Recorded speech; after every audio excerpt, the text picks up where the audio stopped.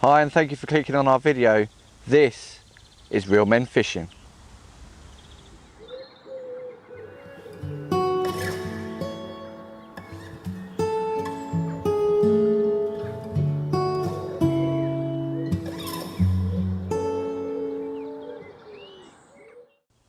Hi and welcome back. This is episode 7 of Reelmen, where today I have come back down to Bedfont Lakes. Yes, Bedfont Lakes, in hunt for that 30-pound carp. Now, today is probably the hottest day of the year so far, so a bit later on we're going to have a little looky around the lake, do a little bit of surface fishing and whatever, but for now I'm pinned back down in my favourite old swim. I've got one out on maggots, I've got one out on a pineapple pop-up, so let's see what we get today. It has seemed that for the UK, summer finally had arrived.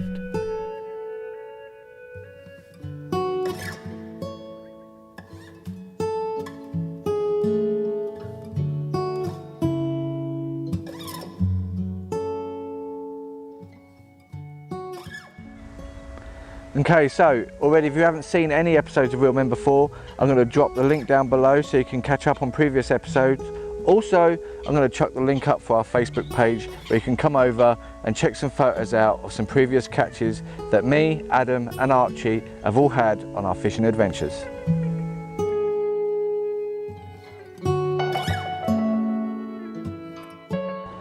Okay, I'm going back to fishing this exactly how I used to in the old days and exactly in the same method that I used when I caught the 17-pound koi in the very first episode. Just a couple of slight changes on it. I'm using a leg core leader now just to pin everything down on the bottom, and rather than using a method feeder, I'm using a nice gripper lead, nice big heavy one, just so it hooks it. I've got a small hook, it's only a size 10, and I am literally just loading this hook up with as many maggots as possible. For the simple reason is, I know there's huge bream in here and I know there's huge tension here as well. So I'm not just going to single out the carp today. I'm really up for catching anything, to be honest with you. And with the temperatures and that, the way things are at the moment, all the carp are on the surface.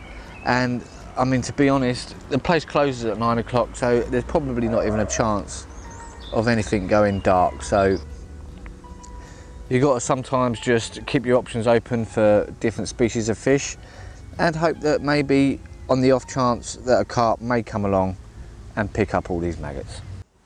Okay, so I am literally only going to be fishing about 10, maybe 12 foot away in front of me here, literally right in front of the swim. I know it's clear down there. There's a hell of a lot of weed in the whole of this lake, but I do know there is a clear patch literally between 10 to 12 foot directly in front of me. So I've pre-baited that up already with some method mix. Also, I'm constantly just literally catapulting tiny amounts of maggots all the way out there, all sort of scattered around the whole sort of area around that clear patch there, just to sort of draw in the tench, the bream and the carp, but it also kind of keeps the small fish busy as well. And if the bigger fish can see them small fish feeding on stuff, then they're going to want to know what's down there as well. So enough talk, let's get it out there.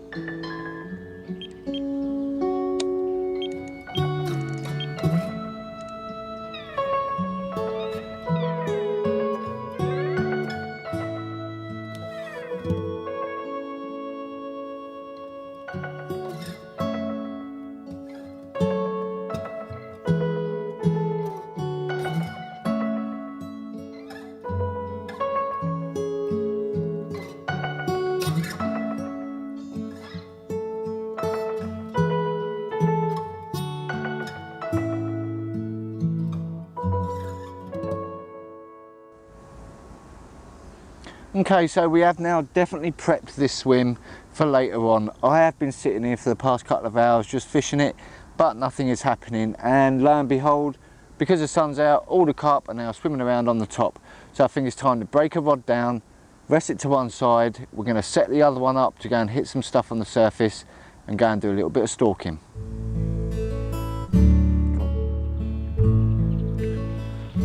Okay, well, a bit of a mission in this swim, but there are fish cruising right in front of it.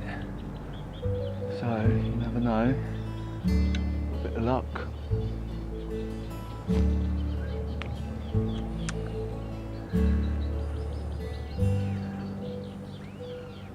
Some smaller stuff there. That could possibly attract the bigger stuff. Before I even left the house this day, and seeing that the weather was going to be a scorcher, I had already decided that I was going to do some surface fishing. But what I didn't predict was just how neglected this lake had become, and just how overgrown each swim was going to be.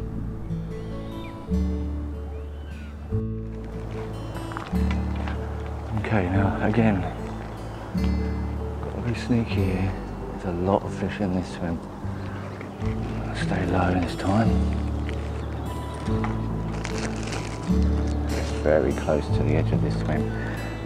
I've got about 6 or 7 fish in here. A little bit more room to move, but not a lot of casting room again. But you never know, it only takes one. Straight on with a crust.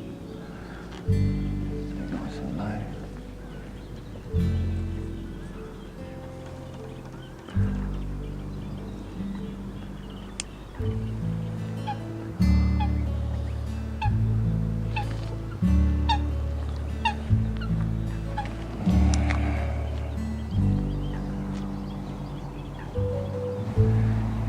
Towards it. He's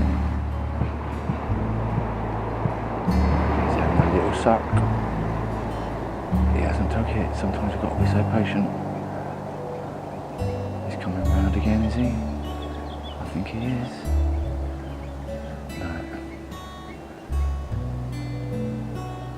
I've got a group of fish now coming towards it.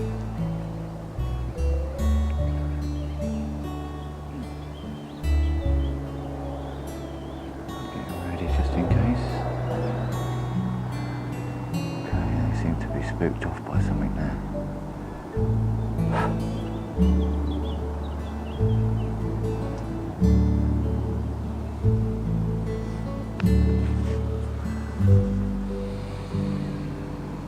Okay.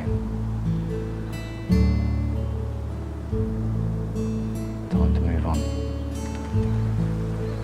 Exactly the same story. Again, 5 or 6 fish in this swim, cruising around. I have no little nosy yet. The odd thing floating in the water. The difficult thing is going to be casting.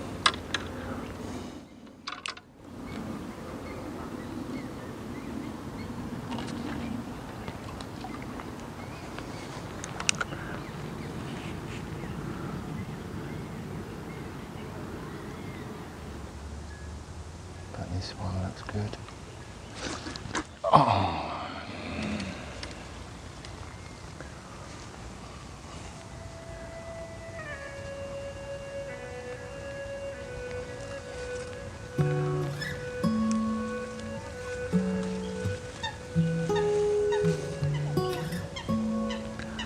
Too hasty.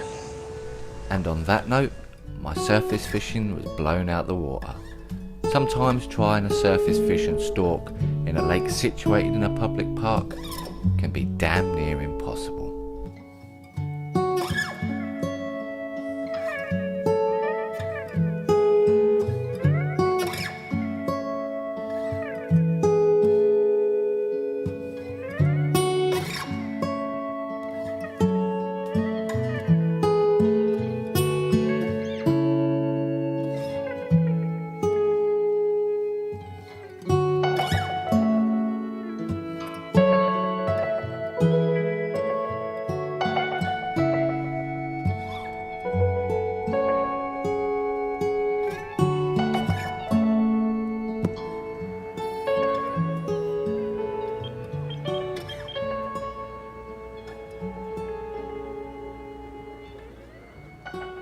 So, I know carp fishing is a waiting game, but I mean, to be honest with you, at the moment I'm being so harassed by tiny fish. Second I'm putting some maggots out there, you can just see them jumping in and taking the maggots off the surface. So I don't really think the maggots are actually even reaching the bottom of the lake at the moment where I'm fishing. So I have made like a liquid bread kind of mix down there, left from the bread left over from earlier when I was surface fishing, and I've chucked some maggots in there. And when it gets closer to the time, because I mean, like I said before, carp fishing is a waiting game, but we ain't got time on our hands really. We've got an hour left. We're probably about 45 minutes before we have to pack up. So I'm going to start launching that out there now, and hopefully that will get to the bottom with some maggots in. And hopefully we might bag ourselves a last minute fish, but you know, real men, it's probably not going to happen. But if I say it's not going to happen, then maybe it will. So I'm using reverse tactics today. Fingers crossed. Okay, so this was episode 7 of Real Men, and what a sore note to finish the episode on. And to be honest with you, I'm really disappointed. For the simple reason is this lake has gone downhill so much recently. They've changed the times of closing, so you can no longer fish now until dark. So I have to pack up literally now, straight after I finish doing this bit. The day ticket is still £10 a day, which, you know, it's reasonable. But what I don't understand is it's such a huge park and you get so many people here. It's not closed off to fishermen only like a lot of venues are, and they're just not maintaining the lake at all. And fishermen are the only people that have to pay money to come and use this place. I could sit here from 7 in the morning until 7 at night without paying a penny, as long as I haven't got a fishing rod in the water. I don't really understand, and I don't really see that it's fair that a fisherman should have to come down here and pay £10 to sit by a lake that's not maintained, to have to put up with the amount of commotion from people. And don't get me wrong, I understand people are free to go and do whatever they want and whatever, but we're paying money to sit here and enjoy some fishing, and we can't, because you just don't have the opportunity to do so. You can only fish in probably, I'd say, 50% of the swims now, because they're that overgrown. There is so much surface weed on this lake now, it has just been left to rot, basically. And I think it's quite disappointing really that this place has gone downhill as much as it is. It used to be such a good venue to fish at. That's why I fished it so much in this series of Real Men. And I mean, to be honest with you, unless things change here, I really don't see me coming back, to be honest. I know it's a really sad note to finish the episode on, but next time I will definitely be somewhere else, and hopefully we'll have a bit more of a happy vibe. Until then, guys, I'll see you later.